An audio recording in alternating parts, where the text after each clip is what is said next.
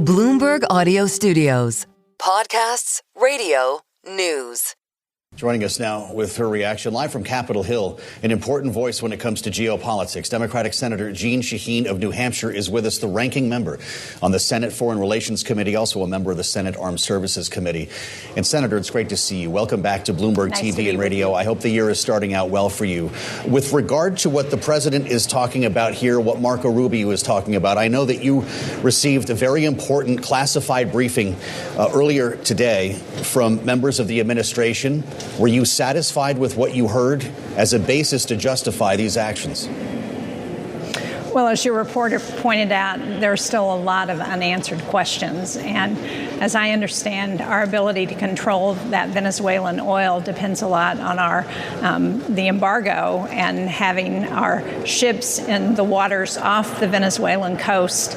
Our effort to seize ships, while I certainly think whatever we can do to shut down the shadow fleet that's allowing oil to continue to fuel Russia and China in their efforts is important. It does put at greater risk our men and women in the military. We now have 15,000 service members in the Caribbean area of operation, and it's not clear how long they're going to be there, how long this embargo is going to continue, Venezuela, and ultimately how we're going to see a transition to a democratic government there.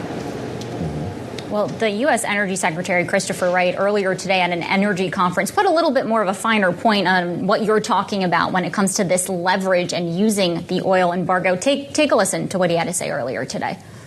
If we control the flow of oil, the sales of those oil, and the flow of the cash that comes from those sales, we have large leverage. We need to have that leverage and that control of those oil sales to drive the changes that simply must happen in Venezuela. There's been talk and reporting that the sale of Venezuelan oil could go on indefinitely. That's the word that we keep hearing being used. Are lawmakers prepared to monitor that revenue? Have there been any sorts of conversations on Capitol Hill about what that would look like in practice? No real specifics on that. And again, the challenge there is we can only continue to control the oil that's coming and going from Venezuela if we have 20% of our fleet off the coast of Venezuela, if we are able to interdict those ships that are coming and going that are part of the shadow fleet that we want to stop. And that's going to cost a lot of money. It's going to put service members, continue to mean service members are going to stay in that Caribbean area of operation. And it means that the focus is going to be on that as opposed to on health care, the millions of people in this country who are losing their health insurance because those premiums are going up with the expiration of the tax credits. It means that the affordability of the cost of living that people are facing is not being addressed. And that's what I'm hearing from my constituents as a concern.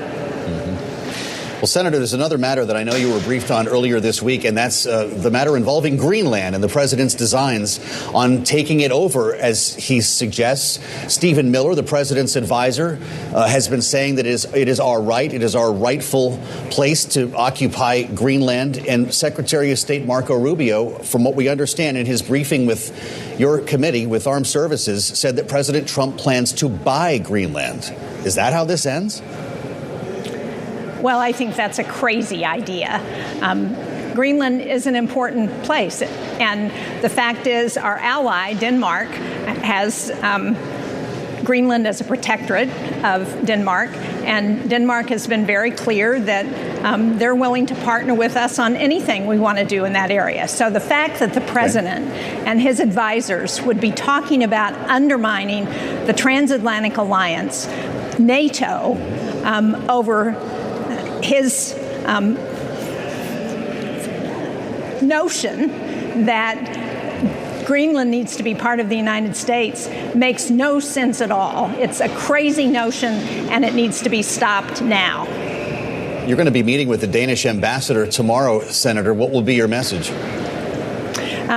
It will be a bipartisan meeting, and I think we are going to try and reassure the Danish ambassador that we think this is a crazy notion, that it doesn't make any sense, and that we are very appreciative of the work that we have done with our ally Denmark. It's been historically one of our strongest allies. It's been a strong member of NATO, and it makes no sense for the president to alienate our ally Denmark, as well as other allies in Europe, undermine NATO, the strongest security agreement in history, because he wants to be a strong man and thump his chest and talk about how he's going to take control of Greenland.